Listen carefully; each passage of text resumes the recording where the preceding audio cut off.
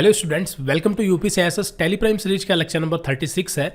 और जैसा कि हम पिछले वीडियोस में इन्वेंट्री मैनेजमेंट को पूरा कंप्लीट कर चुके हैं। इन्वेंट्री मैनेजमेंट में stock item, stock group, stock category क्या होती है, इनको यहाँ पर हम थ्योरी बेस पर समझ चुके हैं।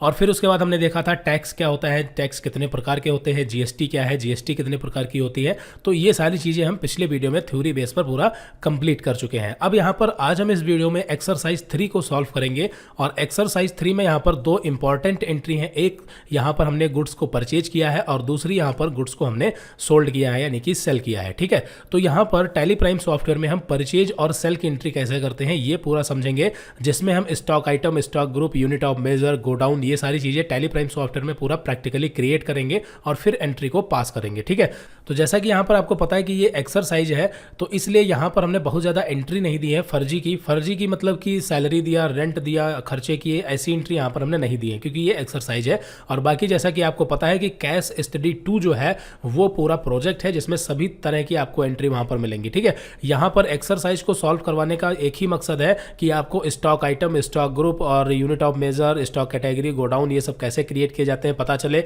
परचेज की एंट्री कैसे पास करते हैं, जीएसटी कैसे लगाते हैं, तो ये सारी चीज़ें आपको पता चले। बस उसी पर्पज से यहाँ पर एक्सरसाइज को हम सॉल्व करवाएंगे। बाकी यहाँ पर जो रियल वर्क जिस तरह से होता है तो वो तो हम कैश स्टडी 2 में देखेंगे। ठीक है, मतलब जब अभी 2 वीडियो के बाद में जब हमारा प्रोजेक्ट स्टार्ट होगा ओरिजिनल वाला। ठीक है, तो यहाँ पर जैसा कि आपको पता है कि इसमें 2 एंट्रियाँ जो है वो बिल्कुल सिंपल है। एक मिस्टर विजय ने क्या किया है, 5 लाख रुपए से बिजनेस स्टार्ट किया है इन कैश और 3 लाख रुपए एसबीआई बैंक में जमा कर दिए हैं। तो 2 एंट्रियाँ बिल्कुल ही सिंपल है। तो इन दोनों एंट्रियों को फटाफट हम एक कंपनी क्रिएट करते हैं और इन दोनों एंट्रियों को पास करते हैं और फिर उसके बाद यहाँ पर परचेज वाली जो एंट्री है इसको यहाँ पर हम सॉल्व करेंगे। ठीक है, तो चलिए यहाँ पर कंपनी क्रिएट करते हैं और ये 2 एंट्रियाँ फटाफट पास करते हैं। तो यहाँ पर कंपनी कैसे क्रिएट करते हैं आपको अच्छे से पता है, तो चलते हैं क्रिएट कंपनी में और यहाँ पर एक कंपनी बनाते हैं। तो कंपनी क्रिएट करना आपको अच्छे से आता है और यहाँ पर कंपनी डेटा पाथ में आपको जहाँ पर कंपनी की लोकेशन, मतलब आपको कंपनी कहाँ रखनी है वो यहाँ पर आप डाल सकते हैं। लेकिन रिकमेंडेशन यही है कि यहाँ पर आप अभी लोकेशन जो है वो चेंज ना करें। ठीक है, वरना दिक्कत हो सकती है। तो यहाँ पर अभी हम जो है इसको नहीं चेंज करते और इसका यहाँ पर नेम रखते हैं EX3। ठीक है, यहाँ पर हमने इसका नाम EX3 एक्सरसाइज 3 ऐसे रख दिया। मेलिंग नेम के बारे में, एड्रेस के बारे में, ये सब चीज़ें आपको अच्छे से पता है।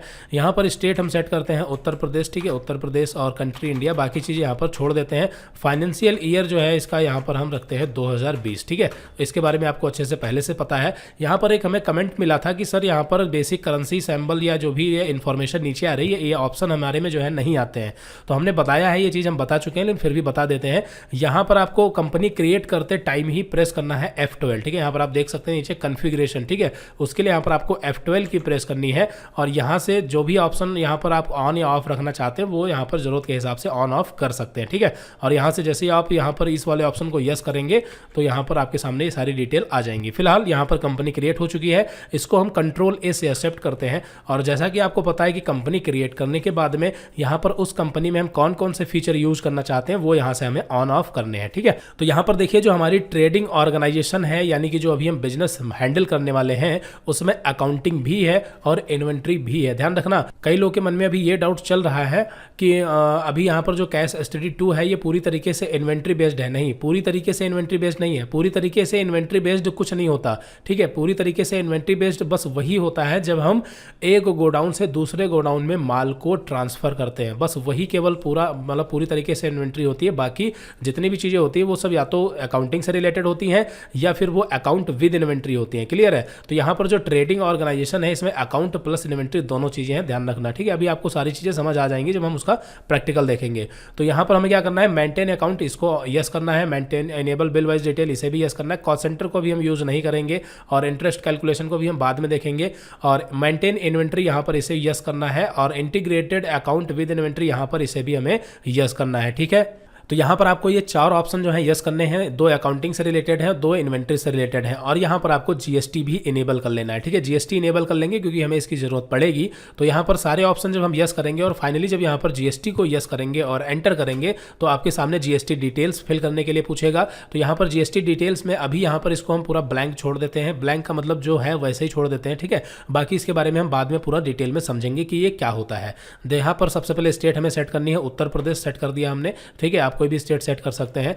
और यहाँ पर रजिस्ट्रेशन टाइप में हमें बताना होता है कि रेगुलर डीलर है या फिर कंपोजिशन। तो डीलर किस टाइप के होते हैं हमने बताया, रेगुलर, कंपोजिशन, अनरजिस्टर्ड। तो यहाँ पर देखिए जीएसटी रजिस्ट्रेशन में अनरजिस्टर्ड की जरूरत ही नहीं है, तो यहाँ पर दो ही ऑप्शन आपको मिलते हैं, रेगुलर या फिर कंपोजिशन। ठीक है, जो अनरजिस्टर्ड है उसका तो रजिस्ट्रेशन है ही नहीं, उसको जीएसटी ऑन करने की जरूरत ही नहीं। ठीक है, ध्यान रखना, जो डीलर अनरजिस्टर्ड डीलर होते हैं, ठीक है, जो अनरजिस्टर्ड होते हैं वो जीएसटी बिल नहीं दे सकते। जब जीएसटी बिल नहीं देंगे तो वो जो भी अपना टैली प्राइम में एंट्री वगैरह पास करेंगे उसमें जीएसटी नहीं लगाएंगे। ठीक है, जीएसटी नील रहेगा। क्लियर है। हालांकि जब वो अनरजिस्टर्ड डीलर जब वो परचेज करते हैं तो वो जीएसटी तो पे करते हैं, ठीक है, उन्हें जीएसटी का बिल मिलता है, लेकिन जब वो अपने टैली सॉफ्टवेयर में एंट्री पास करते हैं तो वहां पे जीएसटी नहीं लगाते हैं। क्लियर है। और जब वो अनरजिस्टर्ड डीलर सीधे कंज्यूमर को माल सेल करते हैं तो वहां पर जीएसटी उसमें इंक्लूड होती है। ठीक है, अलग से जीएसटी उसमें नहीं होती है। तो आई थिंक समझ गए होंगे। तो फिलहाल यहाँ पर ये रेगुलर रहेगा, और नहीं समझ आया तो कोई दिक्कत नहीं, वो हम बात करेंगे सेपरेट वीडियो में, अनरजिस्टर्ड कंपोजिशन क्या है, कैसे टैक्स काम करता है। ठीक है, तो यहाँ पर रजिस्ट्रेशन टाइप हमने रेगुलर फिलहाल रख दिया।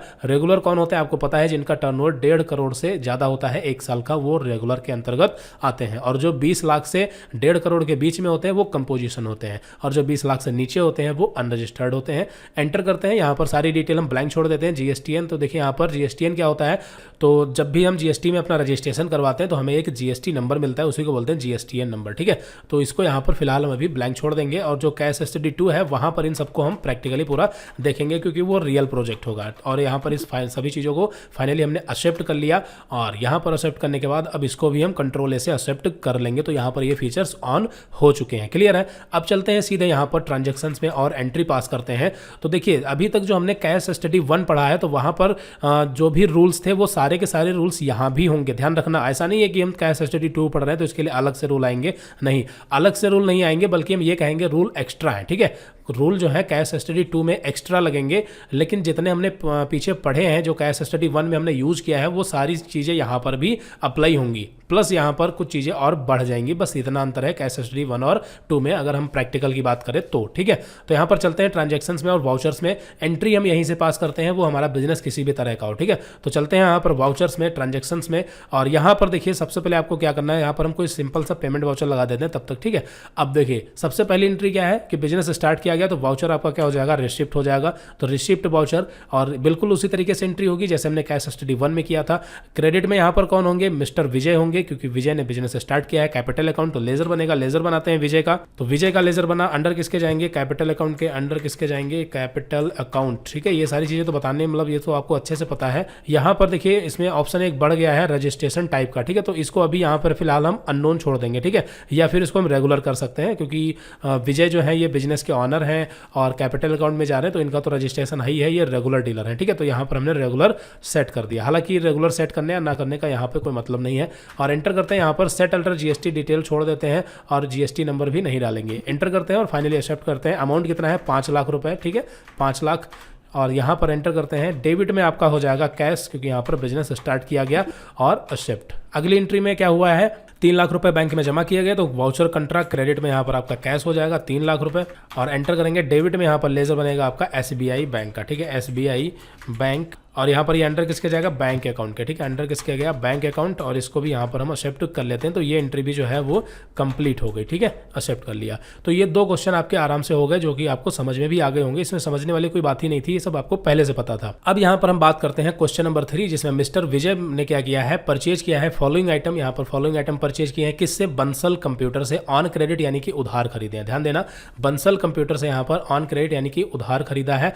और कौन से आइटम खरीदने हैं, तो मदरबोर्ड यहाँ पर, और ये मदरबोर्ड आसूस का हो गया, ईएससी का हो गया। ठीक है, ये एसएसडी और जीपीयू सारे आइटम खरीदे हैं, और कितने कितने खरीदे हैं, क्वांटिटी बताई गई है, और यहाँ पर उनका रेट और कितने % जीएसटी लगी वो आगे यहाँ पर बताया गया है। ठीक है, तो इसकी एंट्री हमें क्या करना है, पास करनी है, क्योंकि ये हमने आइटम खरीदे हैं। और यहाँ पर बताया गया है कि all stock item are placed in Lakhimpur godown. तो लखीमपुर ये गोडाउन है, यहाँ पर ये सारे आइटम रखे गए हैं। ठीक है, अब गोडाउन इनके हो सकता है एक से ज़्यादा भी हो सकते हैं, तो इसलिए यहाँ पर गोडाउन को भी मेंशन कर दिया गया है। ठीक है, तो यहाँ पर इस एंट्री को हम 2 पार्ट में सॉल्व करेंगे। एक अकाउंटिंग का पार्ट रहेगा और दूसरा रहेगा हमारा इन्वेंट्री का, ठीक है। तो यहाँ पर अकाउंटिंग और यहाँ पर हम लिख देते हैं इन्वेंट्री, ठीक है। तो यहाँ पर इसको हम सॉल्व, आपको समझाने के लिए दो पार्ट में सॉल्व कर रहे हैं, बाकी जब हम इसका प्रैक्टिकल एंट्री करते हैं तो वहाँ पर दोनों को मिलाकर करते हैं, ठीक है। तो अभी इसको हम समझने के लिए सिर्फ अलग अलग पार्ट में सॉल्व करते हैं, क्लियर है। तो देखिए यहाँ पर हमने 20 लाइन खींच दी।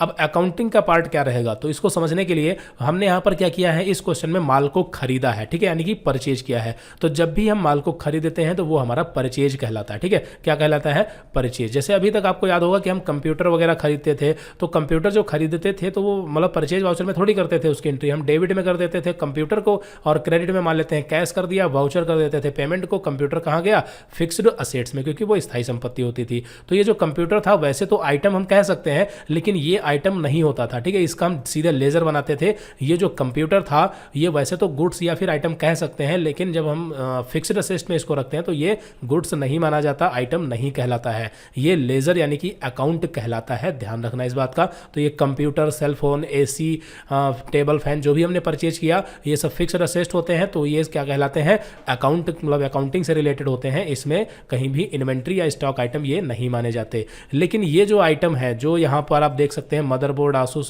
कंपनी का है और गीगाबाइट का है, जो एसएसडी है, जीपीयू है, ये सब स्टॉक आइटम है, ये अकाउंट नहीं कहलाएंगे, ठीक है। ये अकाउंट नहीं कहलाएंगे, ये स्टॉक आइटम होते हैं, ये इन्वेंट्री का पार्ट होते हैं, ठीक है। तो यहाँ पर देखिए वीडियो जो है वो थोड़ा सा बड़ा हो सकता है, लेकिन आपको पूरा अच्छे से देख करके समझना है, ठीक है। वीडियो स्किप बिल्कुल नहीं करना है वरना दिक्कत होगी। तो यहाँ पर अकाउंटिंग के पार्ट में एक आपका अकाउंट हो जाएगा परचेज का, एक किसका हो जाएगा, परचेज, यानी कि हमने यहाँ पर परचेज किया तो एक अकाउंट आपका होगा परचेज का। और ये परचेज का जब लेजर बनेगा तो ये अंडर किसके जाएगा, परचेज अकाउंट के ही जाएगा। किसके जाएगा, परचेज अकाउंट के ही अंडर जाएगा। वहाँ पर जो 28 ग्रुप हैं आप देख सकते हैं, 28 ग्रुप में जब हम परचेज का लेजर बनाते हैं तो वो परचेज अकाउंट के अंदर जाता है। और एक और है, जब हम किसी भी प्रकार के टैक्स का लेजर बनाते हैं तो वो ड्यूटी एंड टैक्स में जाता है, ये सेकेंडरी ग्रुप है, ठीक है। ड्यूटीज एंड टैक्स ये आपका एक सेकेंडरी ग्रुप है, जिसका प्राइमरी ग्रुप जो है वो करंट लायबिलिटीज है, ठीक है, करंट लायबिलिटीज है। तो ये भी यहाँ पर अभी यूज होगा, तो ये आप देख ले, वहाँ पर 28 ग्रुप जो है उसको एक बार फिर से एक बार देख ले, रिवीजन कर ले, ठीक है। तो यहाँ पर परचेज किस में जाएगा, परचेज अकाउंट में जाएगा। फिर यहाँ पर बंसल कंप्यूटर से हमने उधार खरीदा है, तो आपको पता है कि ये सन्ड्री क्रेडिटर होंगे, ठीक है। बंसल कंप्यूटर क्या होंगे, सन्ड्री क्रेडिटर। तो बंसल कंप्यूटर अंडर किसके जाएंगे, सन्ड्री क्रेडिटर के। दो अकाउंट निकल करके आए। और आपको पता है कि जब हम माल को खरीदते हैं तो हमारा टैक्स भी लगेगा, मतलब यहाँ पर टैक्स लगेगा ही लगेगा। और थोड़ी देर के लिए मान लेते हैं, वैसे तो इस क्वेश्चन में यहाँ पर कहीं भी ये मेंशन नहीं है कि जो मिस्टर विजय ने बंसल कंप्यूटर से माल खरीदा है तो मिस्टर विजय कौन से स्टेट के हैं और बंसल कौन से स्टेट के हैं, ये नहीं मेंशन किया गया है। लेकिन थोड़ी देर के लिए मान लेते हैं कि जो मिस्टर विजय है और जो बंसल है ये दोनों एक ही स्टेट के हैं, यानी कि जो माल खरीदा गया है वो सेम स्टेट से खरीदा गया है, यूपी से, उत्तर प्रदेश से, ठीक है। तो मान लेते हैं। बाकी ये जो कैश स्टडी 2 है वहाँ पर क्वेश्चन में भी मेंशन किया जाएगा कि जो मतलब माल खरीदा गया है वो आउट ऑफ स्टेट है या फिर सेम स्टेट से है। तो अभी यहाँ पर हम सिर्फ मान लेते हैं कि सेम स्टेट से है। तो सेम स्टेट से है तो आपको पता है कि यहाँ पर लगेगा CGST, क्या लगेगा, CGST, और एक और दूसरा लगेगा SGST, ठीक है। दो एक साथ लगते हैं, ध्यान रखना, CGST SGST हमेशा एक साथ लगता है। तो यहाँ पर CGST और SGST ये आपका लगेगा, क्लियर है। तो ये अकाउंटिंग का पार्ट है, परचेज और एक बंसल कंप्यूटर और दूसरा CGST और तीसरा SGST। CGST SGST का लेजर बनेगा तो ये अंडर जाएगा ड्यूटी एंड टैक्स के, ठीक है। ये सेकेंडरी ग्रुप है, आप देख सकते हैं, ड्यूटीज एंड टैक्स, सभी प्रकार के टैक्स ड्यूटीज एंड टैक्स में ही जाते हैं, चाहे वो CGST हो, SGST हो, या फिर अगर हम स्टेट से बाहर जाएंगे तो IGST लगेगा, तो सब ड्यूटीज एंड टैक्स में ही जाएंगे, क्लियर हो गया। तो अकाउंटिंग का पार्ट आपको समझ आ गया। तो इसमें से सिर्फ आपके 4 अकाउंट निकलेंगे, एक परचेज का, दूसरा बंसल कंप्यूटर और तीसरा CGST और चौथा SGST, क्लियर हो गई बात। अगर मान लेते हैं कि यहाँ पर माल जो है वो नगद खरीदा जाता है, यानी कि मिस्टर विजय जो है वो बंसल कंप्यूटर से उधार नहीं खरीदते बल्कि नगद खरीदते, तो यहाँ पर बंसल कंप्यूटर की जगह पर आपका हो जाता कैश। अगर नगद खरीदते तो कैश, या फिर अगर चेक से पेमेंट करते तो बैंक हो जाती, क्लियर है। फिलहाल अकाउंटिंग का पार्ट आपको अच्छे से समझ आ गया होगा, तो अकाउंटिंग का पार्ट यहाँ पर डिलीट कर दें। ये 4 चीज़ें यहाँ पर निकल के आए, 4 अकाउंट, ठीक है। इसको आप माइंड में एक बार बिठा लें अच्छे से। अब यहाँ पर हम बात करते हैं इन्वेंट्री की, ठीक है। तो इन्वेंट्री में क्या होगा, इन्वेंट्री में हमारे ये सारे के सारे स्टॉक आइटम कहलाएंगे। ये क्या कहलाएंगे, स्टॉक आइटम, ठीक है। ये क्या कहलाएंगे, स्टॉक आइटम। अब यहाँ पर देखिए इस क्वेश्चन में स्टॉक ग्रुप और स्टॉक कैटेगरी को मेंशन नहीं किया गया। तो देखिए यहाँ पर स्टॉक ग्रुप को इसलिए मेंशन नहीं किया गया क्योंकि ये आपके ऊपर फ्रीडम होती है, ठीक है। मतलब आपके पास ये फ्रीडम होती है कि जो स्टॉक आइटम है उसमें आपको ग्रुप किस हिसाब से बनाने हैं, ये आपके ऊपर डिपेंड करता है, ठीक है। तो यहाँ पर अगर हम एक सजेशन दें तो इसमें देखिए कैसे निकलेंगे, मदरबोर्ड हमने खरीदा तो एक ग्रुप आपका निकल जाएगा ये, यानी एक ग्रुप हो गया मदरबोर्ड का, ठीक है। और दूसरा ग्रुप यहाँ पर निकलेगा दूसरा एसएसडी का, ठीक है। और तीसरा यहाँ पर निकलेगा आपका जीपीयू का, ठीक है, समझ में आई बात। तो एसएसडी का और ये तीसरा जीपीयू का निकलेगा। अब यहाँ पर इसको थोड़ा सा और डिटेल में आपको समझा देते हैं। देखिए एसएसडी क्या है, ये मेमोरी है। एसएसडी क्या है, ये मेमोरी है। और इसका जो टाइप है वो एनवीएमई है, ठीक है। इसका टाइप क्या है, एनवीएमई है। और दूसरी भी एक एसएसडी आती है, ठीक है। तो दूसरी एसएसडी होती है जो कि एक सॉलिड स्टेट में होती है, मतलब हार्ड डिस्क टाइप में होती है। और एक हार्ड डिस्क जो होती है वो आपकी एचडीडी होती है, ठीक है। तो सपोज कीजिए थोड़ी देर के लिए मान लेते हैं कि हम एसएसडी और एचएचडी, मतलब एचडीडी, सॉरी, ठीक है, एचएचडी नहीं होता, एचडीडी, ठीक है। एचडीडी और एसएसडी, ये दोनों आइटम जो है हम खरीदते और बेचते हैं। लेकिन ज़्यादा कंपनी इसमें ज़्यादा वैरायटी नहीं है। हम सिर्फ एसएसडी सैमसंग की और दूसरी गीगाबाइट की खरीदते हैं। और एक हार्ड डिस्क हम सिर्फ तोशिबा की, मान लेते हैं तोशिबा की हार्ड डिस्क केवल परचेज करते हैं। मतलब 3 ही आइटम है, इसके अलावा कोई आइटम हम परचेज नहीं करते, मतलब मेमोरी से रिलेटेड, क्योंकि एसएसडी भी मेमोरी है और एचडीडी भी मेमोरी ही है। तो यहाँ पर अगर हम चाहें तो हम क्या कर सकते हैं, एसएसडी नाम का ग्रुप ना बना करके हम मेमोरी नाम का एक ग्रुप बना लेंगे। किसका, मेमोरी, क्लियर है। और जब मेमोरी नाम का ग्रुप बनाएंगे तो एसएसडी खरीदेंगे तब भी हम मेमोरी में रखेंगे और एचडीडी खरीदेंगे तब भी मेमोरी में रखेंगे। चूंकि यहां पर हमने बताया जैसा कि एसएसडी भी हम 2 ही कंपनी की खरीदते हैं, 2 ही टाइप की, ठीक है। और एचडीडी भी जो है वो हम सिर्फ एक ही टाइप की खरीदते हैं। तो सिर्फ 3 ही आइटम होंगे तो मेमोरी में आ जाएंगे, तो कोई दिक्कत नहीं। हमें जब भी देखना हो सीधे मेमोरी में पहुंचो, वहां पर ज़्यादा चीज़ें होंगी नहीं। जब बहुत ज़्यादा वैरायटी होती है, जैसे 1000+ स्टॉक आइटम होते हैं या 500+, मतलब कई सारे स्टॉक आइटम होते हैं, तो वहां पर उसे हमें कैटेगराइज करने की जरूरत पड़ती है। समझ रहे ना आप बात को। जैसे मान लेते हैं कोई इंस्टीट्यूट है, तो अगर इंस्टीट्यूट में सिर्फ टोटल 10 स्टूडेंट है, कितने, सिर्फ और सिर्फ 10 स्टूडेंट्स हैं, तो कोई जरूरत नहीं कि उनको कैटेगराइज करें, मेल फीमेल अलग अलग रखें, अलग अलग कोर्सेज के रखें, कोई जरूरत नहीं ना, क्योंकि 10 ही स्टूडेंट है। कभी भी किसी चीज़ को मतलब ढूंढना हुआ किसी का रिकॉर्ड तो आसानी से तुरंत ढूंढ सकते हैं। हाँ, अगर वहीं पर 100+ स्टूडेंट या 1000+ स्टूडेंट होते तो उसी चीज़ को हमें फिर कैटेगराइज करना पड़ता। या फिर अगर मान लेते हैं करोड़ों में स्टूडेंट्स होते, करोड़ों में तो स्टूडेंट्स नहीं होंगे, मान लेते हैं करोड़ों की आबादी है, तो करोड़ों की आबादी है तो इसको बहुत ज़्यादा अलग अलग पैरामीटर्स पर स्टोर करके रखा जाता है, state wise, district wise, town wise, ठीक है। और ब्लॉक स्तर पर, अलग अलग स्तर पर कई सारे पैरामीटर्स पर इसको अलग अलग तरीके से स्टोर किया जाता है। और यहीं पर अगर ये मतलब कम होते हैं, जैसे हमने बताया 10 या 20 ही हो, तो कोई ज़रूरत नहीं उसको अलग अलग स्टोर करने की, अलग अलग ग्रुप में। तो आई थिंक बात समझ में आ गई होगी, ठीक है। तो ये हमारे ऊपर डिपेंड करता है कि हम स्टॉक ग्रुप क्या रखें। तो फिलहाल तो यहाँ पर अभी हम एक मदरबोर्ड का स्टॉक ग्रुप बनाएंगे और एक एसएसडी का बनाएंगे, ठीक है, एसएसडी का ही बनाएंगे और एक जीपीयू का बनाएंगे, ठीक है। और इसमें मीनिंग वगैरह आप जो रखना चाहें वो रख सकते हैं, जैसा कि बताया। और स्टॉक कैटेगरी की बात करें तो इसमें हम एक गीगाबाइट की स्टॉक कैटेगरी बनाएंगे और एक बना लेंगे हम आसूस की और एक बना लेंगे अदर की। 3 ही कैटेगरी बनाएंगे बस, ठीक है। तो इसमें देखिए इन्वेंट्री में क्या निकला आपके, ये 7 आइटम, मतलब 7 आइटम हो गए। एक चीज़ हो गई, ठीक है, ये आपकी स्टॉक आइटम बनाने हैं 7, एक हो गया। दूसरा स्टॉक कैटेगरी बनानी है। तीसरा आपको बनाना है क्या, स्टॉक ग्रुप। और चौथा बनाना है unit of measure. Unit of measure यानी कि ये जो आइटम है इसको किस में मेजर किया जाएगा, किलो में, लीटर में। तो हमें यूनिट ऑफ मेजर बनानी है नॉस की, यानी कि नंबर ऑफ सिस्टम, क्लियर है। और यहाँ पर हमें क्या बनाना पड़ेगा, गोडाउन, क्योंकि यहाँ पर देखिए इसमें बताया गया है कि लखीमपुर गोडाउन में रखा गया है, तो हमें गोडाउन भी क्रिएट करना पड़ेगा। तो ये जो पार्ट है, मतलब ये चीज़ें जो हम क्रिएट करेंगे, ये आपका इन्वेंट्री का पार्ट है। बात समझ में आ गई, ये किसका पार्ट है, इन्वेंट्री का पार्ट है, ठीक है। तो दोनों को अब हम प्रैक्टिकली करते हैं और आपको समझाते हैं कि ये कैसे एंट्री पास की जाएगी टैली प्राइम सॉफ्टवेयर में, ठीक है। तो जैसा कि यहाँ पर आप देख सकते हैं कि भी करंट टाइम में हम वाउचर्स में है, ठीक है। कहाँ पर है, वाउचर्स में है।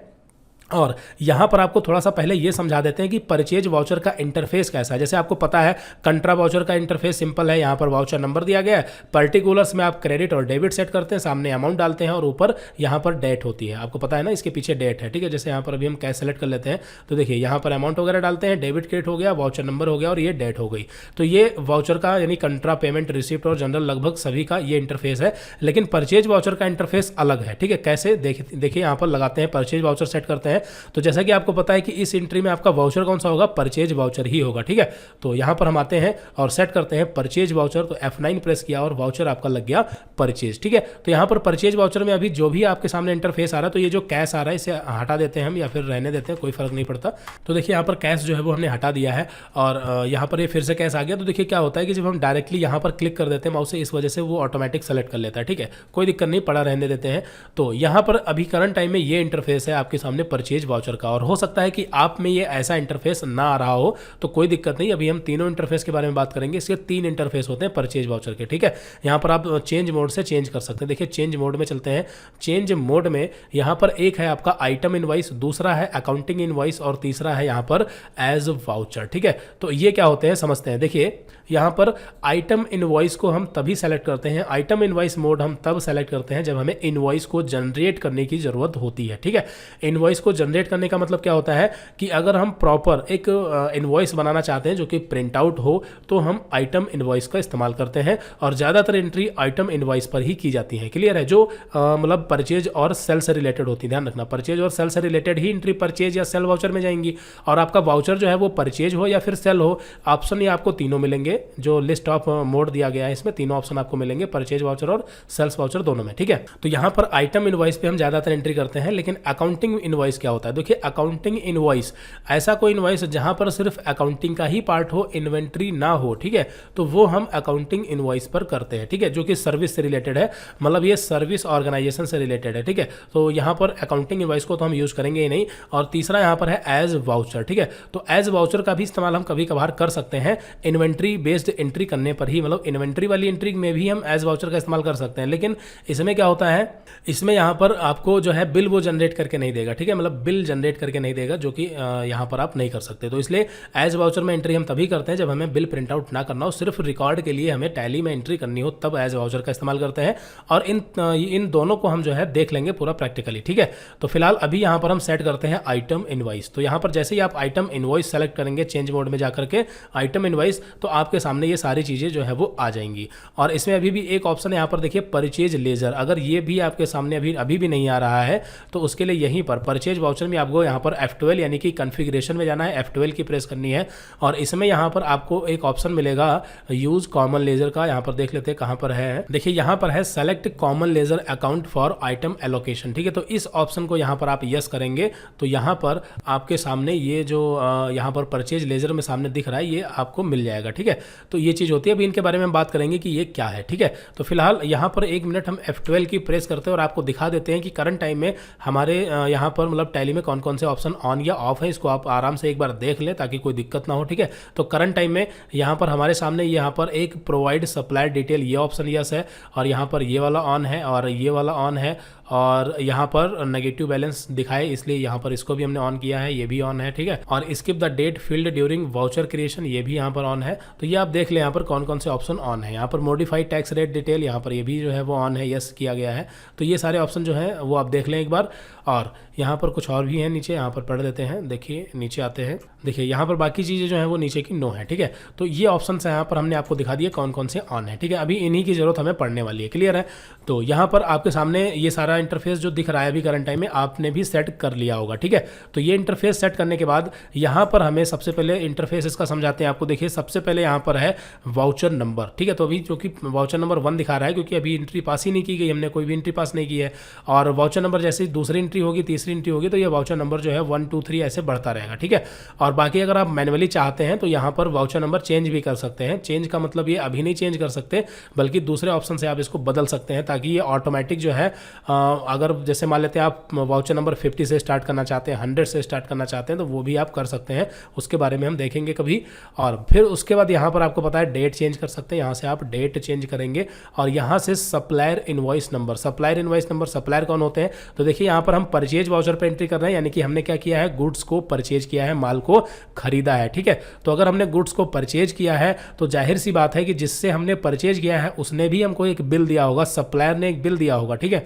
तो उस बिल का यानी उस इनवॉइस का जो नंबर है वो यहाँ पर हम रिकॉर्ड को रखने के लिए डाल सकते हैं सप्लायर इनवॉइस नंबर, और वो इनवॉइस किस डेट का है वो भी यहाँ पर हम डाल सकते हैं, ठीक है। अब आप सोच रहे होंगे डेट तो यहाँ पर बढ़ चुकी है, तो देखिए ये वाली डेट वो डेट है जिस डेट पर हम परचेज की एंट्री पास कर रहे हैं, लेकिन यहाँ पर हम वो डेट डालते हैं जब हमारा इनवॉइस जो है जिस डेट में इशू किया गया था, ठीक है। अब ऐसा भी हो सकता है कि हमने 2 दिन पहले माल को खरीदा हो, तो 2 दिन पहले माल को खरीदेंगे तो सप्लायर इनवॉइस नंबर और उसकी डेट 2 दिन पहले की होगी। और अगर अपने टैली प्राइम सॉफ्टवेयर में अगर हम एंट्री पास कर रहे हैं अगली डेट को या 2 दिन बाद, तो वो डेट यहाँ पर सेट की जाएगी। आपको समझ आ गया होगा, ठीक है। फिर पार्टी नेम में यहाँ पर देखिए क्या होता है, पार्टी नेम में हमारे सामने उस नेम को हम यहाँ पर रखते हैं जिससे हम माल को खरीदते हैं, ठीक है।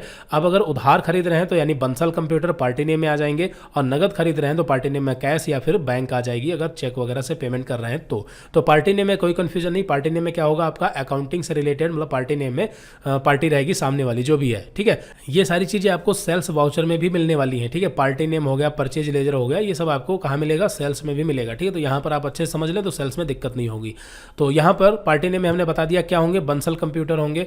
परचेज लेजर में देखिए क्या होता है, परचेज लेजर में हमारा होता है परचेज, ठीक है। क्या होता है, परचेज होता है। तो यहाँ पर 2 लेजर आ गए आपके, देखिए अकाउंटिंग का। यहाँ पर आपका क्या आ जाएगा, यहाँ पर आपका आ जाएगा बंसल कंप्यूटर, और यहाँ पर आपके आएंगे परचेज, जिससे हम माल को, मतलब जो माल खरीद रहे हैं ना, परचेज कर रहे हैं, तो हमें बताना है कि हाँ हम परचेज कर रहे हैं, और किससे कर रहे हैं वो यहाँ पर बताना है, और कौन से आइटम परचेज कर रहे हैं वो हमें नीचे बताना है। यहाँ पर आप देख सकते हैं नेम ऑफ आइटम में कौन सा आइटम हमने खरीदा, वो सारी लिस्ट यहाँ पर रहेगी पूरा, ठीक है। और यहाँ पर नेम ऑफ आइटम जब डाल के हम एंटर करते हैं तो यहाँ पर हम क्वांटिटी, रेट और अमाउंट यहाँ पर सेट करेंगे। तो ये सारी चीज़ें हम करेंगे पूरा प्रैक्टिकली, लेकिन उससे पहले यहाँ पर हम देखते हैं, सबसे पहले हम जो स्टॉक आइटम वगैरह, लेजर वगैरह हैं वो क्रिएट करते हैं, ठीक है। तो चलते हैं वापस और देखते हैं कहाँ से हमें क्रिएट करना है। तो चलते हैं यहाँ पर क्रिएट में। उसे क्रिएट करने के कई सारे तरीके हैं, यहाँ पर अभी आपको हम एक ये तरीका बताते हैं।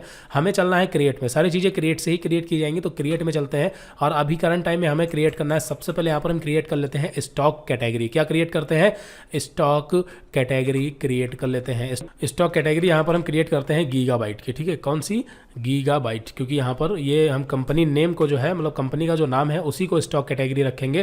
तो यहाँ पर हमने क्या कर दिया, गीगाबाइट, और अंडर ये किसके जाएगा, प्राइमरी के कर देते हैं, ठीक है। यहाँ पर ये अंडर किसके जाएगा, प्राइमरी, यानी कि मेन, ये मेन कैटेगरी होगी, एक्सेप्ट कर लिया, एक बन गई। दूसरी यहाँ पर हम बना लेते हैं आसूस की, ठीक है, आसूस ये भी प्राइमरी में रहेगा।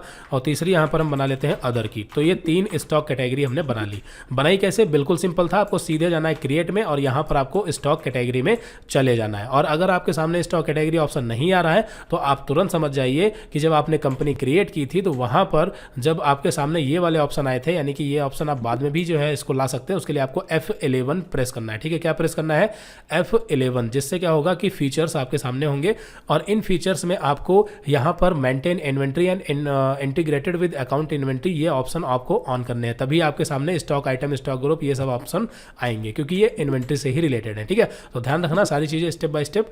और फिर से चलते हैं यहाँ पर क्रिएट में। तो स्टॉक कैटेगरी तो हम क्रिएट कर चुके, अब यहाँ पर हम क्रिएट करते हैं स्टॉक ग्रुप, ठीक है। और बाकी शो मोर पे क्लिक करेंगे तो यहाँ पर शो मोर, शो इनएक्टिव, तो आपके सामने सारे फीचर्स आ जाएंगे जो एक्टिव नहीं है। तो जैसा कि आपको पता है कि कॉस्ट सेंटर हमने ऑन नहीं किया था, तो देखिए यहाँ पर कॉस्ट सेंटर एक्टिव नहीं है। फिर भी अगर यहाँ से हम डायरेक्ट क्रिएट करना चाहें तो इसको यहाँ पर एंटर करेंगे और यहीं से डायरेक्ट इसको हम यस कर देंगे, तो ऑप्शन भी ऑन हो जाएगा और हम आराम से कॉस्ट सेंटर बना भी सकते हैं। फिलहाल तो नहीं ऑन करना है।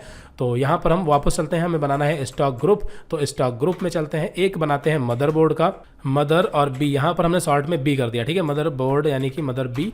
और यहाँ पर एलियास में यहाँ पर हम चाहें तो एम शॉर्ट में इस तरह से बी ऐसे लिख सकते हैं, मदरबोर्ड।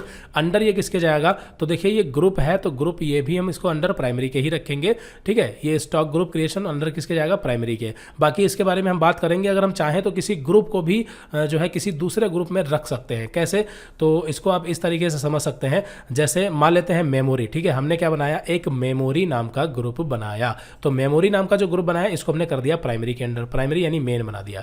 फिर हमने क्या किया, मेमोरी नाम का एक ग्रुप बनाया प्राइमरी के अंडर, और मेमोरी के ही हमने ब्रांच निकाल दिए। कौन सी निकाल दिए, हमने निकाल दिए कई सारी। एक निकाल दी हमने SSD की, ठीक है, और एक निकाल दी HDD की, ठीक है। अगर हम बहुत ज़्यादा आइटम ऐसे परचेज सेल करते हैं, एक हमने निकाल दी मान लेते हैं फ्लैश ड्राइव, ठीक है, फ्लैश ड्राइव यानी पेन ड्राइव, मेमोरी कार्ड जिसमें आता है।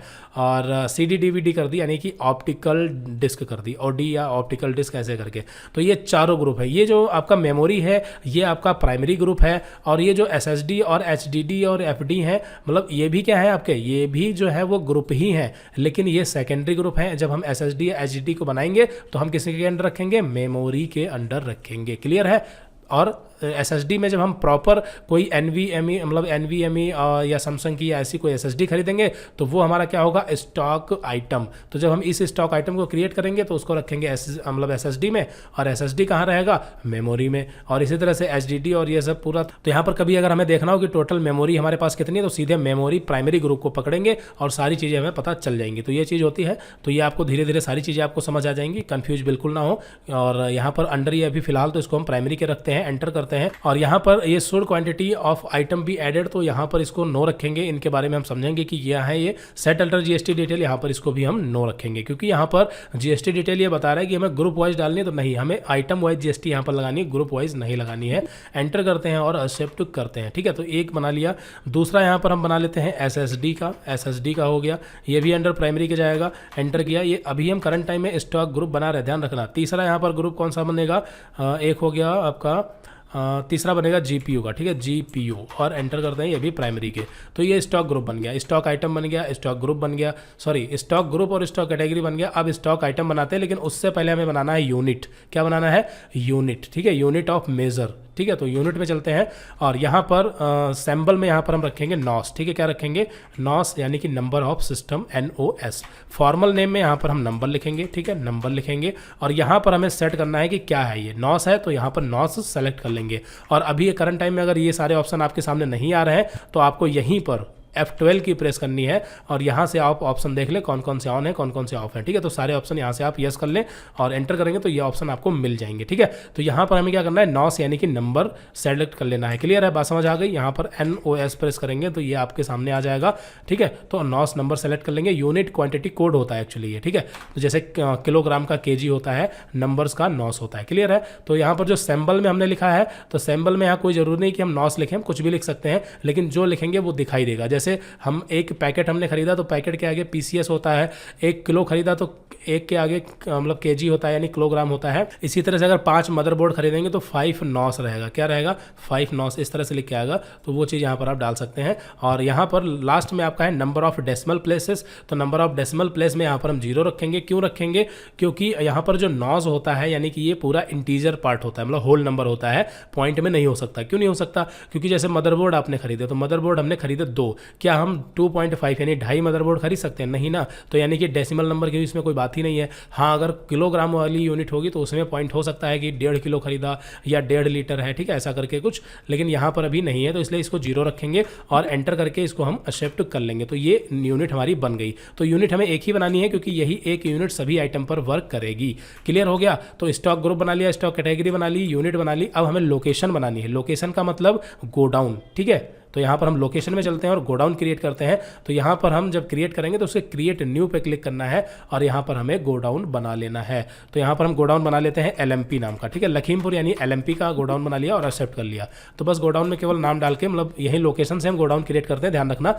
और जो टैली ERP है उसमें गोडाउन लिखा होता है, लेकिन यहाँ पर लोकेशन होता है। ठीक है, अब सारी चीज़ें बन गई। यहाँ पर हमें स्टॉक आइटम बनाने हैं, तो चलते हैं यहाँ पर स्टॉक आइटम में और अब हम यहाँ पर सारे के सारे स्टॉक आइटम बनाएंगे। हमारे कौन कौन से स्टॉक आइटम है, एक हो गया आपका ये मदरबोर्ड B560 मॉडल, ये पूरा नाम रहेगा। इसको कॉपी करते हैं और यहाँ पर नेम में यहाँ पर हम रखते हैं स्टॉक आइटम नेम में, ये हो गया। एंटर करते हैं, एलियास में आप चाहें तो शॉर्ट में या जो भी चाहें। अंडर ये किसके जाएगा, देखिए अंडर ये जाएगा किसके, ये मदरबोर्ड है तो यहाँ पर ये मदरबोर्ड में जाएगा। ठीक है, अगर इसको हम MB में रखेंगे, ध्यान देना MB में रखें या मदरबोर्ड, दोनों का मतलब एक ही है। क्यों, क्योंकि आपको पता है कि मदरबोर्ड इसका पूरा नाम है और MB हमने एलियास में रखा था, तो इसको एंटर करेंगे तब भी मदरबोर्ड ही यहाँ पर लगेगा। क्लियर हो गई बात। चलिए, तो यहाँ पर एंटर किया।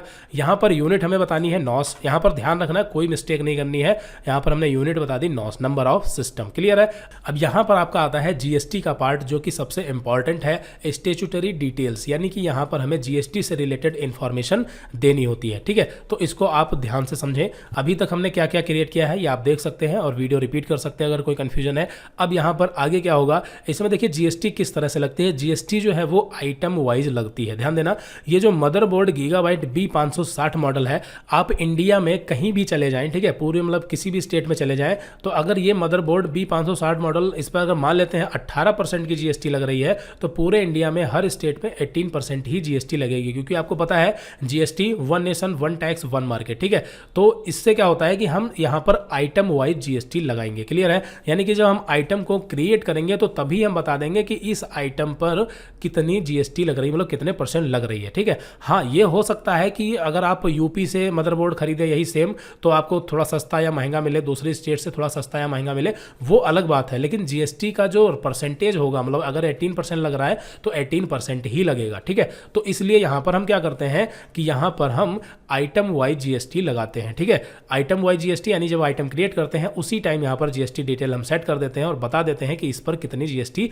लगेगी। अगर कोई ऐसा आइटम है जिस पर जीएसटी लग ही नहीं रही तो यहां पर हम 0% सेट कर देंगे, यानी कि यहां पर सेट अल्टर जीएसटी डिटेल नहीं लगाएंगे। और अगर उस पर 18% या 28% ऐसा कुछ है तो उसी आइटम पर हम आइटम को क्रिएट करते समय ही यहां पर जीएसटी रेट हम जो है वो सेट कर देते हैं, ध्यान रखना। और सिर्फ आइटम वाइज जीएसटी ही लगती है और आइटम पर ही जीएसटी यहां पर हम ऑन, मतलब ऑन तो वैसे कई जगह करते हैं, लेकिन जो जीएसटी डिटेल है यहां पर आप देख सकते हैं, इस ऑप्शन को ध्यान से देख लें, सेट अल्टर जीएसटी डिटेल। ठीक है, सेट अल्टर जीएसटी डिटेल का मतलब होता है कि आपका जो आइटम है उस पर कितने % जीएसटी लगेगी, वो चीज़ आपको इसमें बतानी होती है। ठीक है, तो ये सिर्फ और सिर्फ हम आइटम क्रिएट करते टाइम ही बताते हैं, इस बात को आप अच्छे से नोट कर लें। ठीक है, बाकी अभी परचेज का लेजर बनाएंगे तो परचेज के लेजर में भी हम जीएसटी को ऑन रखेंगे। ठीक है, और सीजीएसटी एसजीएसटी का बनाएंगे, वहां पर भी जीएसटी ऑन रखेंगे, लेकिन सेट अल्टर जीएसटी डिटेल हम वहां नहीं बताएंगे, सिर्फ और सिर्फ आइटम में ही बताएंगे। इस बात को आप नोट कर लें। ठीक है, क्योंकि अगर यहां से गलती करेंगे तो जीएसटी जो है वो ऑटोमेटिक कैलकुलेट नहीं होगी। ठीक है, सारी चीजें आपको अच्छे से समझनी है और हम यहां पर इसीलिए रटा नहीं रहे, समझा रहे हैं आपको। ठीक है, आइटम जीएसटी लगेगी, इसलिए सेट अल्टर जीएसटी डिटेल सिर्फ यहां पर ऑन की जाएगी और किसी में ऑप्शन, मतलब जो ये और किसी में ये ऑप्शन ऑन नहीं किया जाएगा। हाँ, जीएसटी एप्लीकेबल किया जाएगा परचेज में भी और आगे देखेंगे। ठीक है, तो जीएसटी एप्लीकेबल यहां पर हम बताएंगे कि हाँ इस पे जीएसटी एप्लीकेबल है, क्लियर है। और यहां पर हम सेट अल्टर जीएसटी डिटेल इस ऑप्शन को यस करेंगे, वाई प्रेस करके एंटर करेंगे और यहां पर हम बताएंगे कि जीएसटी जो है इस पे किस तरह से लगेगी, ऑन आइटम रेट पर या ऑन वैल्यू पर। तो यहां पर हम सेट करेंगे ऑन वैल्यू पर लगेगी, एंटर करते हैं। यहां पर ये एग्जेम्प्टेड है, नील रेटेड है या टैक्सेबल है, तो ये टैक्सेबल है। ठीक है, और बाकी इन सभी ऑप्शन को धीरे धीरे करके हम समझ लेंगे, इन सब का यूज आएगा। ठीक है, अभी यहां पर हम सेट करेंगे टैक्सेबल, क्योंकि हमारी जो टैक्सेबिलिटी है वो टैक्सेबल रहेगी।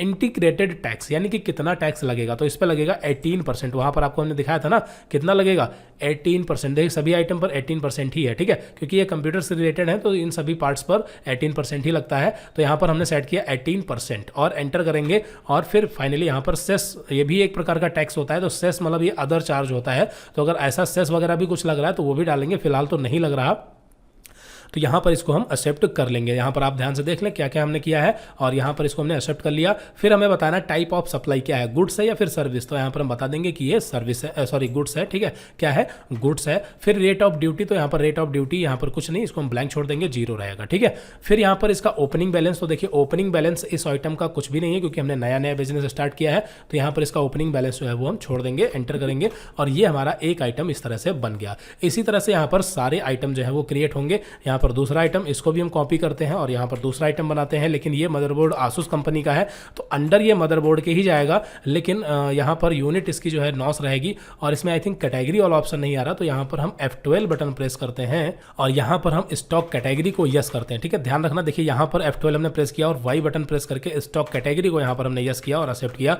तो यहाँ पर आप देखेंगे एक कैटेगरी का जो ऑप्शन है वो बढ़ चुका है। ठीक है, तो इससे पहले जो अभी हमने मदरबोर्ड बनाया, मतलब जो अभी हमने मदरबोर्ड का स्टॉक आइटम बनाया था उसमें हमने कैटेगरी नहीं सेट की थी, अभी उसको हम एडिट करेंगे। फिलहाल अभी इसमें यहाँ पर हम सेट कर लेते हैं। ठीक है, तो यहाँ पर आपका ये हो गया मदरबोर्ड और कैटेगरी यहाँ पर कौन सी होगी, कैटेगरी इसकी होगी आसूस की, क्योंकि आसूस का मदरबोर्ड है और यूनिट यहाँ पर नॉस रहेगी और जीएसटी इसमें भी एप्लीकेबल रहेगी। तो जैसा कि हमने बताया कि ये कैटेगरी वाला ऑप्शन अगर आप में नहीं आ रहा है तो कैसे आएगा वो हमने बता दिया। यहीं पर आपको F12 की प्रेस करनी है। ठीक है, और यहाँ से ऑप्शन जो है वो ऑन या ऑफ कर लेने जो भी। ठीक है, तो इसी तरह से यहाँ पर जो कन्फिग्रेशन ये ऑप्शन होता है टैली प्राइम सॉफ्टवेयर में, ये बहुत इंपॉर्टेंट होता है। आप जिस भी सिचुएशन में है, अगर आपको ऑप्शन कम या ज़्यादा लग रहा है तो सीधे वहाँ पर आप F12 की प्रेस करें और वहाँ पर देखें कौन कौन से ऑप्शन आपको ऑन या ऑफ रखने हैं। ठीक है, तो यहाँ पर फिलहाल अप्लीकेबल रहेगा, जीएसटी डिटेल यहाँ पर यस करेंगे और बताएंगे ऑन वैल्यू और ये रहेगा आपका टैक्सेबल कितना, ये भी 18% और एंटर करते हैं। यहाँ पर ये आपको बताना है गुड्स रहेगा और रेट ऑफ ड्यूटी यहाँ पर इसको 0 और एंटर करके एक्सेप्ट कर लिया।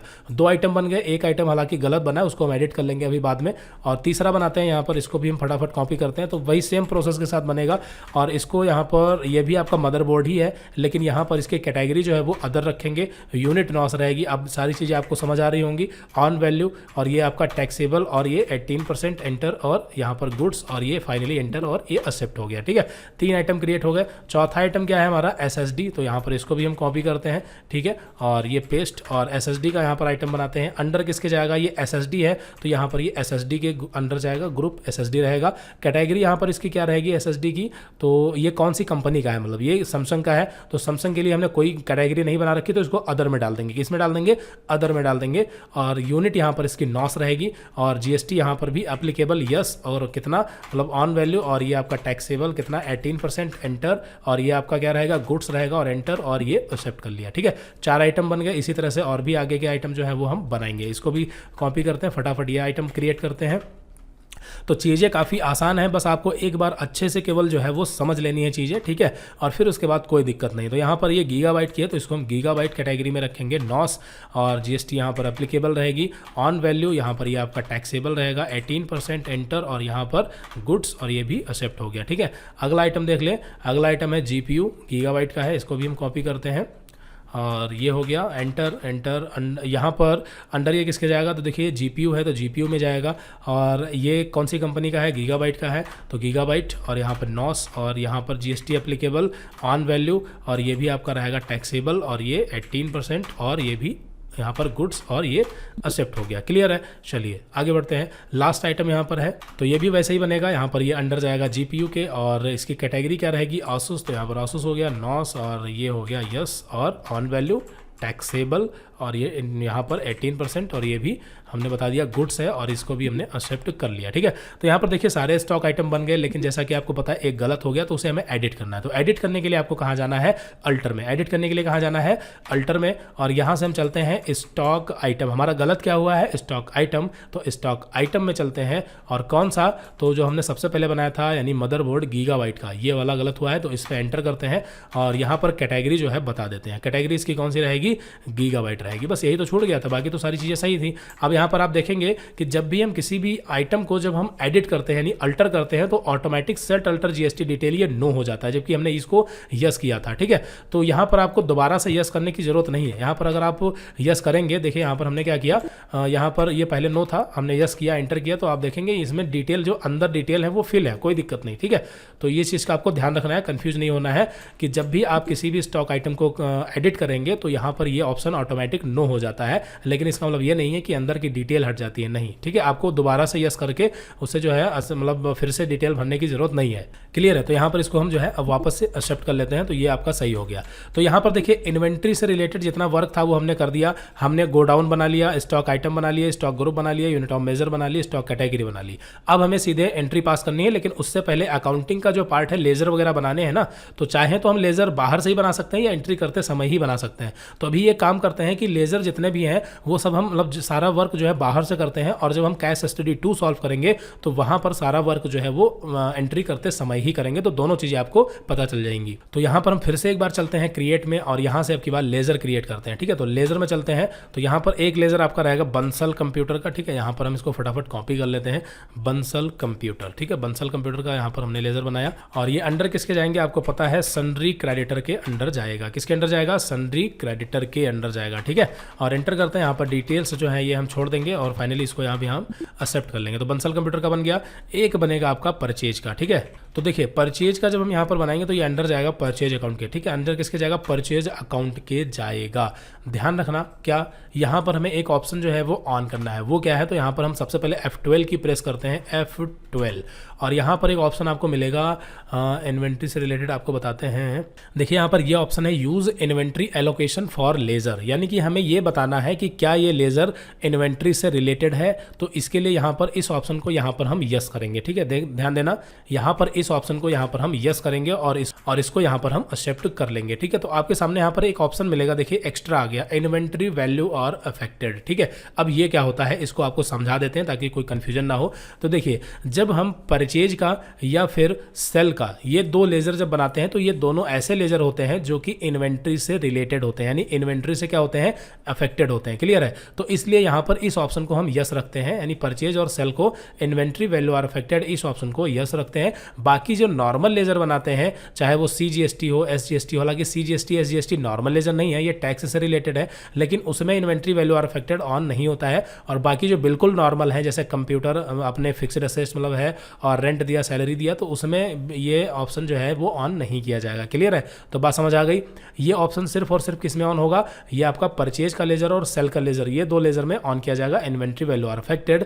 और अगर ये ऑप्शन आपके सामने अभी नहीं आ रहा तो आपको हमने बताया F12 की प्रेस करनी है और यहां पर आपको जाना है use inventory allocation for ledger, इस ऑप्शन को आपको यस कर लेना है। ठीक है, तो यहां पर इसको जैसे ही आप यस करेंगे आपके सामने ये ऑप्शन मिल जाएगा, तो इसे यहां पर हमें यस करना है। और यहां पर ये पूछ रहा है टाइप ऑफ लेजर, तो इसे हम नॉट अप्लीकेबल कर देंगे। ठीक है, अभी इसके बारे में हम बाद में बात करेंगे। तो ये नॉट अप्लीकेबल हो गया। फिर यहां पर आपको डिटेल फिल करनी है, स्टैट्यूटरी डिटेल्स, यानी टैक्स से रिलेटेड है। तो देखिए GST अप्लीकेबल है, ये चीज ध्यान रखना, GST क्या है? अप्लीकेबल है। ठीक है, परचेज लेजर में GST यहां पर हम अप्लीकेबल रखेंगे, लेकिन ध्यान रखना सेट अल्टर GST डिटेल भूल कर भी इस ऑप्शन को हम यस नहीं करेंगे। ठीक है, भूल कर भी इस ऑप्शन को यस नहीं करेंगे। क्यों नहीं करेंगे? क्योंकि हम यहां पर आइटम वाइज GST लगा रहे हैं। ठीक है, आइटम वाइज GST लगा रहे हैं, तो हमें परचेज वाले लेजर में बताने की जरूरत ही नहीं कि GST कितने % लगी। ठीक है, वो आइटम वाइज GST खुद ही कैलकुलेट कर लेगा। और अगर यहां से हम बता देंगे कि हाँ ये परचेज लेजर में इतने % GST लगी, तो दिक्कत ये होगी कि फिर अगर मान लेते हैं अभी तो जितने भी आइटम हम परचेज कर रहे हैं उन सभी में 18% ही टैक्स लग रहा है,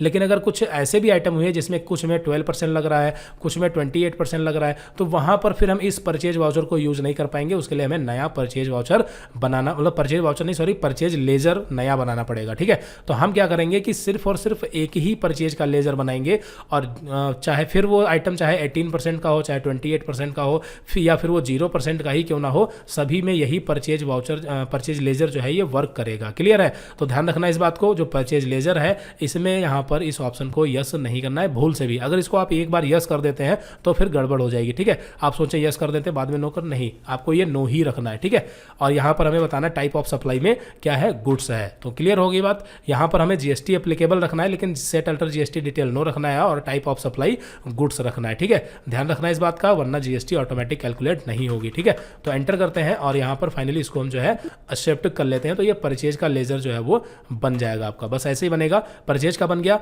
अब यहाँ पर हम बनाएंगे CGST और SGST का। तो सबसे पहले CGST, क्योंकि ये टैक्स इसकी भी हमें जरूरत पड़ेगी। अंडर ये किसके जाएगा? ड्यूटी एंड टैक्स के अंडर किसके जाएगा? ड्यूटीज एंड टैक्सेस के। क्लियर है? और यहाँ पर टाइप ऑफ ड्यूटी टैक्स में क्या बताना है कि ये क्या है? GST है। ये क्या है?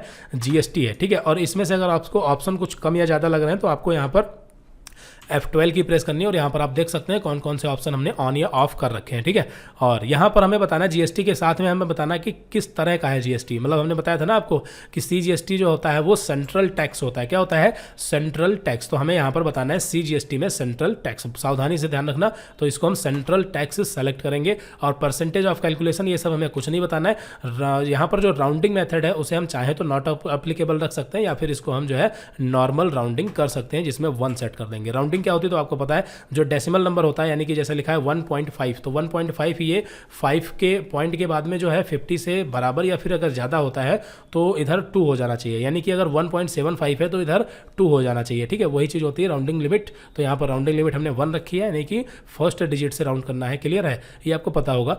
और यहाँ पर हमने CGST का जो है वो लेजर बना दिया है, और इसको एक्सेप्ट करते हैं। ठीक है, इसी तरह से SGST का बनेगा तो SGST। ठीक है, GST अंडर ये ड्यूटी एंड टैक्स के जाएगा, और ये GST, और यहाँ पर हमें क्या सेट करना है? State tax. ठीक है, वीडियो थोड़ा सा बड़ा जरूर हो रहा है, लेकिन वीडियो आपको पूरा देखना है, क्योंकि जितनी डिटेल में यहाँ पर इस वीडियो में हम एक्सप्लेन कर रहे हैं चीज़ों को, हम सभी वीडियो में ऐसे एक्सप्लेन नहीं करेंगे। ठीक है, तो यहाँ पर एंटर करते हैं, और राउंडिंग लिमिट यहाँ पर आपकी रहेगी नॉर्मल राउंडिंग, और हमें बार बार एक्सप्लेन करने की जरूरत भी नहीं पड़ेगी इतने डिटेल में, क्योंकि एक बार आपको समझ आ जाएंगी चीज़ें तो फिर कोई दिक्कत नहीं है।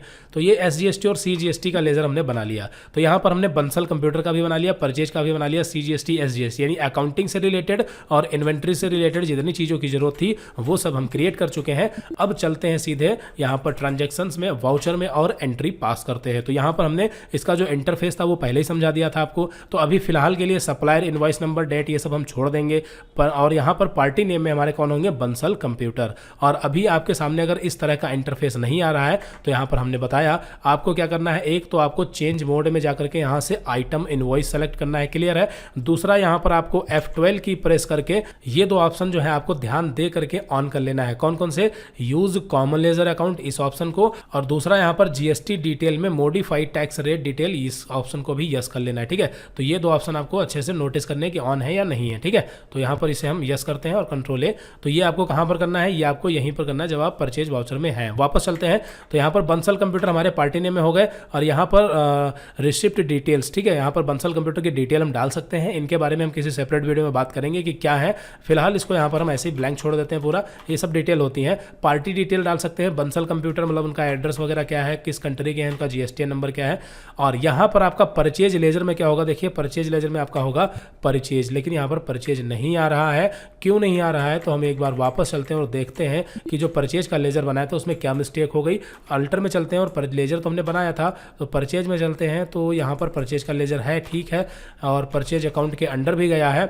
लेकिन यहाँ पर इन्वेंट्री वैल्यू आर अफेक्टेड इस ऑप्शन को देखिए हमें शायद यस करना भूल गए थे, तो यहाँ पर हम इसको यस करते हैं क्योंकि ये जरूरी है। तो इसको अगर हम यस नहीं करेंगे तो फिर इसको एंट्री में शामिल नहीं कर पाएंगे। तो इसको हमने यस किया और एक्सेप्ट कर लिया। तो अभी परचेज के लेजर में यहाँ पर इन्वेंट्री वैल्यू आर अफेक्टेड ये वाला ऑप्शन जो है वो ऑन हो गया है। ठीक है, यही ऑन नहीं था, इस वजह से वहाँ गड़बड़ हो रही थी। तो वापस चलते हैं और फिर से यहाँ पर चलते हैं ट्रांजेक्शन से यानी वाउचर्स में। पार्टी नेम में यहाँ पर आपके बंसल कंप्यूटर हो जाएंगे, इसको कंट्रोल से एक्सेप्ट कर लेते हैं, इसको भी एक्सेप्ट कर लेते हैं। और परचेज लेजर में यहाँ पर आपका परचेज आ जाएगा। देखिए परचेज आ चुका है, और यहाँ पर जब हम परचेज डाल के यहाँ से जैसे ही परचेज लेजर में परचेज सेट करके एंटर करेंगे तो आपसे पूछेगा टैक्स क्लासिफिकेशन डिटेल, यानी कि जो आपका ट्रांजेक्शन का नेचर है वो कैसा है, यानी कि जो आप माल को परचेज कर रहे हैं वो किस तरह से परचेज कर रहे हैं। तो यहाँ पर अगर आप स्पेस बटन प्रेस करेंगे तो यहाँ पर नेचर ऑफ ट्रांजैक्शंस की पूरी लिस्ट आ जाएगी। ठीक है, स्पेस प्रेस करेंगे तो यहाँ पर ये लिस्ट आ जाएगी।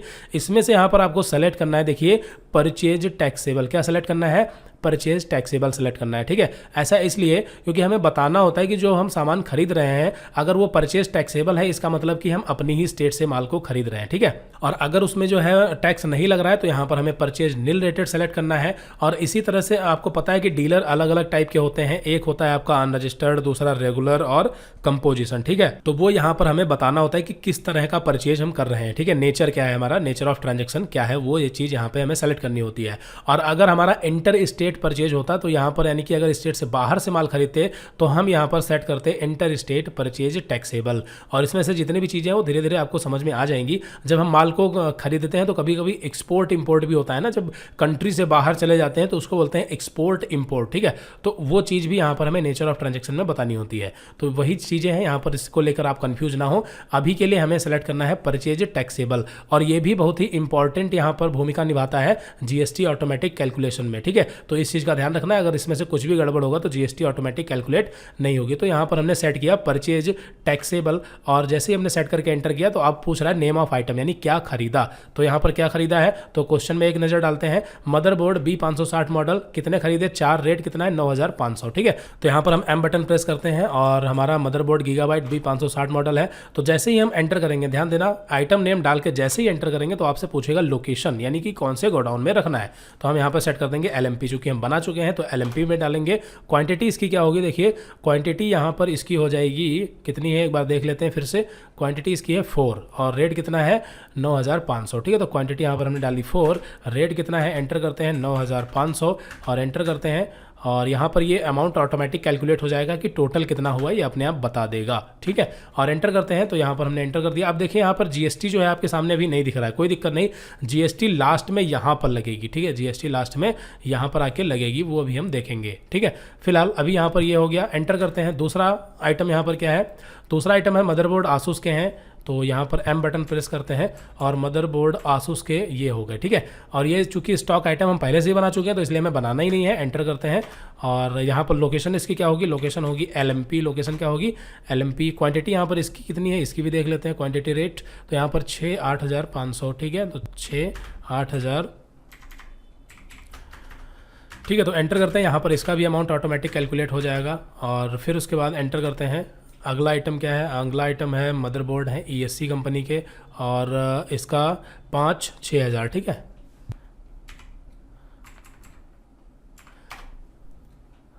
और इसकी लोकेशन भी LMP गोडाउन ही है, और 5-6,000। ठीक है, इसमें कोई मिस्टेक नहीं करनी। देखिए 600 हो गया, इसको 6,000 करते हैं, एंटर, और ये भी आपका हो गया, इसको भी एक्सेप्ट करते हैं।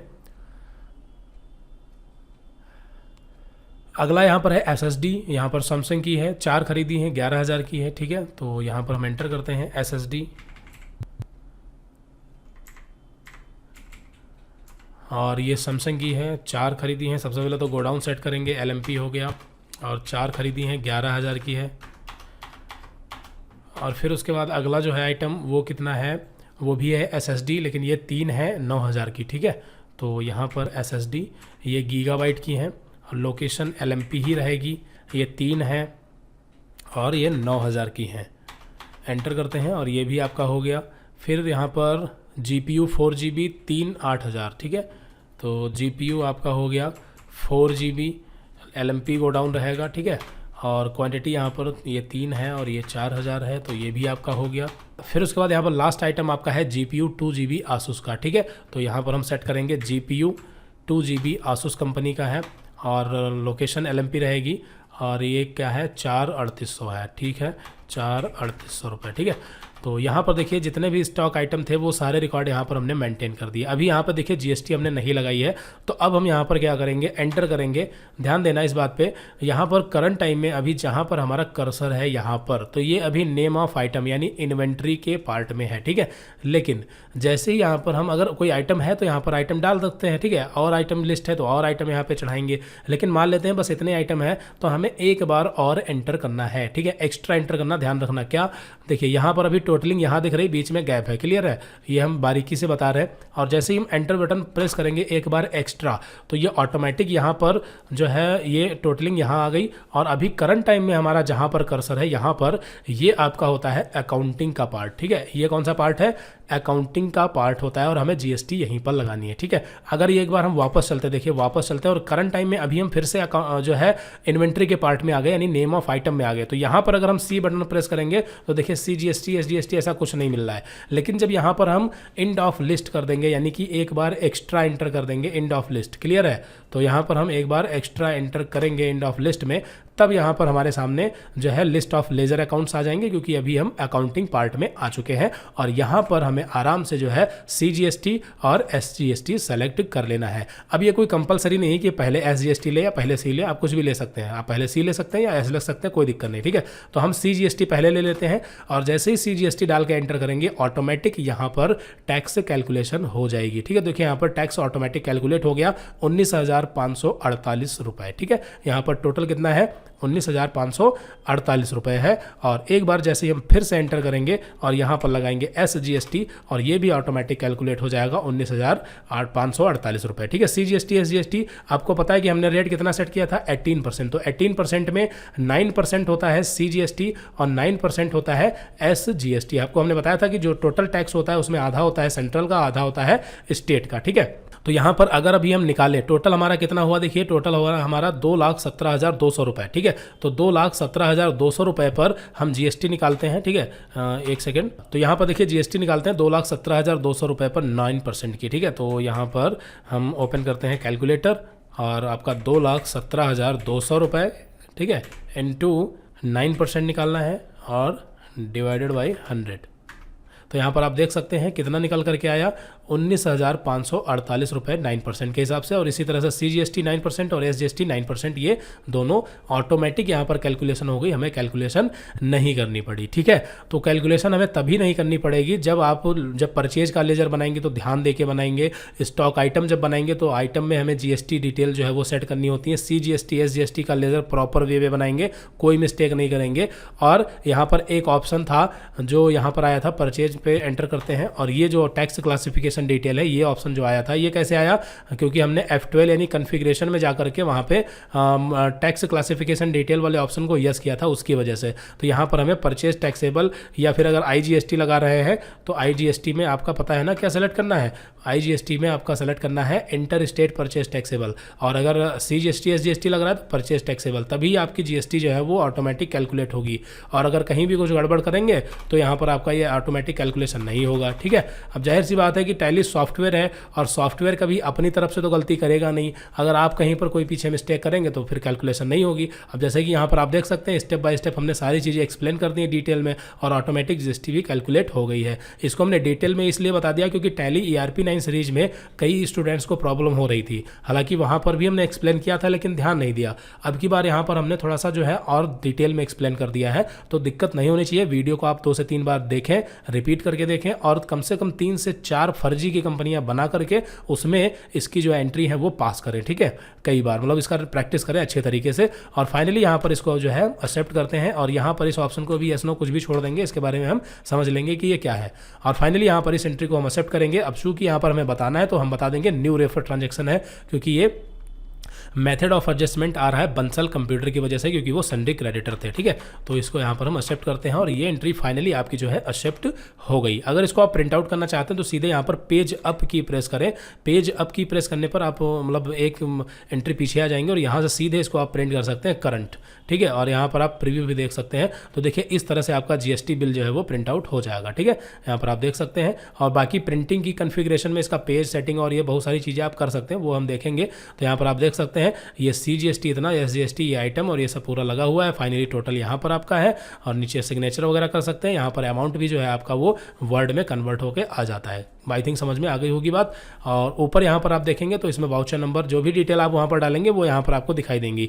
इनवॉइस नंबर, डेट कौन सी थी, सप्लायर इनवॉइस डिटेल यहाँ पर हमने डाली नहीं थी तो इसलिए यहाँ पर नहीं आ रहा है, ठीक है। तो ये सब चीज़ें हैं। तो यहाँ पर धीरे धीरे आपका सारा कुछ क्लियर हो जाएगा। फिलहाल वापस आते हैं, हमें प्रिंट नहीं करना और ये एंट्री तो हम एक्सेप्ट ही कर चुके हैं। तो यहाँ पर अगर आपको अभी हम डे बुक में दिखाएं, ठीक है, अभी एंट्रियाँ तो पूरी नहीं हुई, डे बुक में चलते हैं। तो देखिए 3 एंट्री हमने केवल पास की हैं। अब एंट्री में कोई गड़बड़ है तो आप एडिट कर सकते हैं और बाकी अगर स्टॉक आइटम, स्टॉक ग्रुप कुछ गड़बड़ कर देते हैं तो उसको भी आप एडिट कर सकते हैं, बताया हमने अल्टर में जा करके, ठीक है। तो यहाँ पर फिलहाल जो है इस वीडियो में हमने परचेज की प्रॉपर वे में एक एंट्री की है, सारी चीज़ें आपको स्टेप बाय स्टेप बताई हैं। और अगली वीडियो में जो है हम सेल्स की एंट्री भी इसको भी कर लेंगे, ठीक है। सेल्स की एंट्री करना काफ़ी आसान है, तो ये हम अगली वीडियो में देखेंगे। तो इसीलिए यहाँ पर इस वीडियो में इतना ही रखते हैं, मिलते हैं अगली वीडियो में। Okay, so thanks for watching this video.